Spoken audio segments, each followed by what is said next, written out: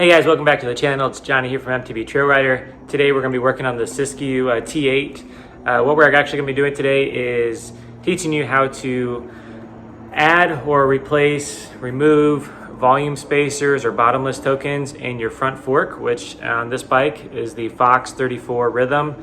And it's pretty simple, just like what I've done before, showing you guys on how to replace the bottomless tokens on your RockShox Yari, Lyric, Pike. They all kind of work the same. This is the Fox 34. And it's, again, very simple process, but just a few different tools that you would be using, and it connects a little bit differently than what the RockShox does too. So obviously if you're here looking for this video, you have a Fox 34 fork, and this is how we do it. So again, this process is very simple. First thing you want to do is remove all the air from your front fork. You can do this with just using like the tip of an Allen key or using your shock pump. Using the shock pump would be a safer tool to use, that way you don't damage the valve at all. But you do want to make sure it's all out. And this bike, it's a small lip here. I believe it's a 32 millimeter socket. Now, your traditional sockets will actually probably cut the edges, kind of like how mine did here, because it won't grip it very well. Because typically on the end of a socket, just traditional sockets, it is kind of curved and it doesn't meet all the way down here. You can kind of see how flat or how shallow this is. So you can buy specific sockets for your fork. I believe it's a 32 millimeter socket for your Fox 34. I do not have that socket, so I apologize. I'm pretty certain it's a 32, and what that does is like all the way down at the end of the socket, it's not curved at all, it's not beveled, it's very flat, so it meets this up and it grabs this very well. I'll be using a crescent wrench because this is pretty flat here. I know you can kind of zoom in on the screen, you can see some of his teeth here, but I'll be able to kind of use this, and that gets in nice and flat too. So talking about why you would actually use or add volume spacers is to increase the progressiveness of your fork. So without the bottomless tokens or the volume spacers, your fork is very linear through the progression. So as you add volume spacers, it's not reducing the travel. What it's doing is reducing the air volume. So as you compress your suspension, it's very linear at the bottom, but because now there's less volume of air, as you're moving through the fork, it's ramping up the spring rate, basically. It's just an easier way to kind of remember it. So the further you get through the suspension, the harder it will be to compress. Because this is an air fork, if it's a coil, it's linear all the way through unless you have like a progressive coil spring, which changes spring rates as you progress. This allows you to change the spring rate as you get through the suspension by adding or removing volume spacers. Now, if you have the Polygon Siskiu T8, this came with no volume spacers. I'm going to pull this out. You already see one because I've already added this in here. For the Fox 34, it's a green volume spacer. This is a 10 cc volume reducing token. Sorry, other side of the screen here. There might be other volume, like I think there's a 10, there's a 15, but I don't know. I think those are specific to Fox 34, Fox 36, 38, etc. But it's very simple. It kind of looks, like I said, it looks different than if you had like a RockShox volume spacer. So on the end here, you've got kind of like that beveled edge. And then this is the Fox 34. See if that will focus for you guys. Maybe not. It just says Fox 34, 10 cc. I got these on Amazon. These are $7 each. So it's a bit pricier than what I got the RockShox tokens for. But again, you'll be able to add more. So this creates the same look here. So that at the bottom, you just slide on your next one, do just the same way we're doing here. Slide it on and you'll hear a click. And that's how you know it's on. So very simple, very easy to do. This is a very fast process. You don't need to be a skilled mechanic to do this job.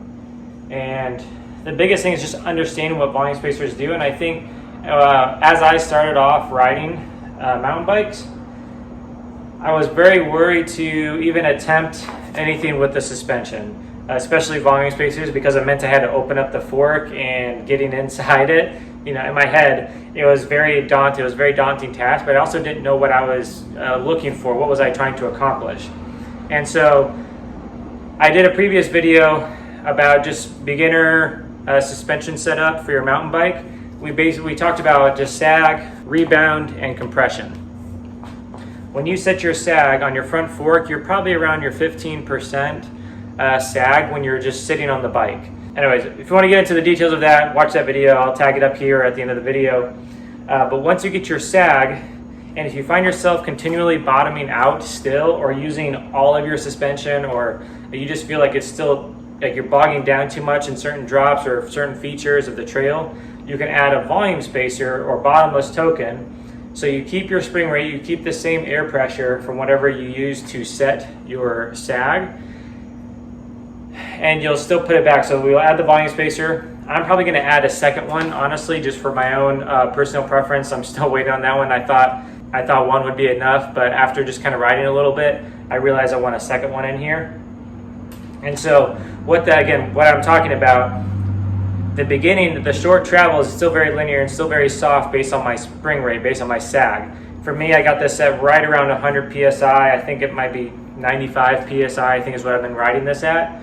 But I'm finding myself using all my suspension on trails that I probably shouldn't be using everything on here, or I'm not really hitting any features that would do that. So I'm adding some volume spacers to increase that progressiveness. So it's ramping up sooner basically in the travel.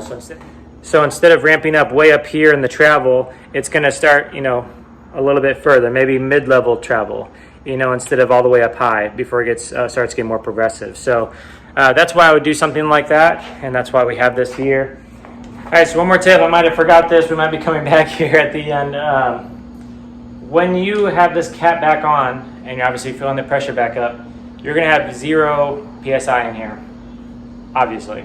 And so what we're going to do when we start pumping this back up, we need to do it gradually and over a few steps. So we're at 0. I'm going to pump this up to about, 40, 50 PSI. And I'm actually going to move the fork up and down in the travel, because what we're going to try to do is actually get the air to move within the chambers and neutralize a little bit.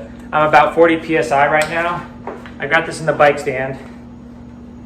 I'm just going to grab this. I don't know if you can hear I can visibly hear the air kind of traveling. And it's now gone quiet.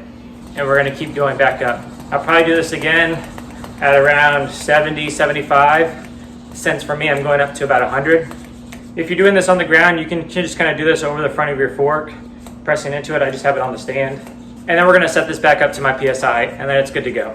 That's all you have to do when you're finalizing this install. But this is a very easy task to do for, like I said, for any beginner mechanic, even experienced mechanic. Obviously, you've probably done this before. But just don't be afraid to try this out and to actually ride some trails with it. I would add maybe 2 volume spacers if you did, because again, this thing come with any. And then that way you can maybe feel the difference a little bit more while you're riding those trails. And because of how easy it is, you could even take this on or off at the trailhead if you needed to. I know a lot of people who also will maybe take out volume spacers if they're doing very mellow trails.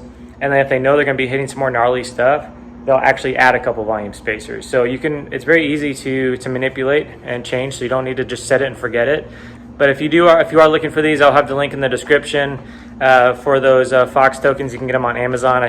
When I got these, it was about $7 a piece. And if you use that, it obviously helps out the channel. As well as if you're ever looking into the Polygon bikes for yourself, do consider using those links in the description as well. They do help grow this channel significantly, and I appreciate the partnership I have with them to continue to grow and develop and allow us to benefit each other. I hope this was helpful. Again, it's a very easy thing to do. And also another question I'm sure you might have. Once you add these volume spacers, you still want to pump up your PSI to the same level that you had when you had your 15% sag or 20% sag. Wherever you had your sag previously set at, you want to do the same thing adding the volume spacers. It will adjust slightly, but nothing drastic, and it'll keep everything a lot smoother and allow you to actually not have to retest your sag every time, but it also could be a little bit more consistent for when you're actually on the trails and testing to seeing how the volume spacers actually change the feel of the fork. So that's how it's done. If you have any questions, reach out in the comments. Hopefully I can help you out. Thanks for watching, guys.